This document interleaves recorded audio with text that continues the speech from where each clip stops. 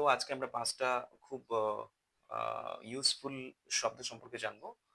আ ১ম টা ১ম শব্দটা হচ্ছে abhor। abhor হচ্ছে একটা ভার্ব অর্থাৎ ঘৃণা করা। কোন জিনিসকে, কোন ব্যক্তিকে না, কোন জিনিসকে বা কোন বস্তুকে যখন আমরা ঘৃণা করি বা তখন আমরা কি? তখন কিন্তু abhor কথাটা ইউজ করব। যেমন যেমন কি বলতে পারি? আমি মিথ্যা বলা ঘৃণা করি। আমি মিথ্যা বলা ঘৃণা করি। তাহলে এটা কি হবে? আমি মিথ্যা বলা ঘৃণা করি। I abhor lying। I abhor lying, ঠিক আছে? এবার ২য় শব্দ আমরা দেখব অ্যাবিলিটি। অ্যাবিলিটি মানে হচ্ছে নাউন। এটা কি কোনো কাজ করার সক্ষমতাকে বোঝায়। কোনো কাজ করার সক্ষমতাকে বোঝাতে অ্যাবিলিটি শব্দটা ব্যবহার করব। যেমন অমিতের কাজটি করার সক্ষমতা আছে বা অমিতের কাজটি করার ক্ষমতা আছে। তাহলে কি বলবো? Amit has the ability to do the work। Ward number ৩ কি? অ্যাবসেক্ট। অ্যাবসেক্ট মানে হচ্ছে শোচনীয়। যেমন সে শোচনীয় পরিস্থিতির মধ্য দিয়ে যাচ্ছে। যেমন he is going through abject situations।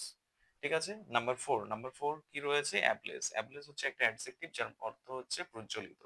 যেমন মন্দিরটি আলোয় প্রজ্বলিত হয়ে আছে। মন্দিরটি আলোয় প্রজ্বলিত হয়ে আছে। Temple is in ablaze with lights.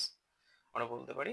তারপরে আমরা দেখব নাম্বার ৫ কি রয়েছে? অ্যাবল। অ্যাবল মানে হচ্ছে সক্ষম। অর্থাৎ কোন কাজ করতে যখন আমরা সক্ষম থাকি অর্থাৎ এটা হচ্ছে একটা অ্যাডজেক্টিভ। তাহলে চলো দেখা যাক রাহুল কাজটি করতে সক্ষম। Rahul is able to do the work. Thank you so much for watching the video. Stay with our Grammar and Spoken English page to keep learning a lot of exciting things just like that. Thank you so much.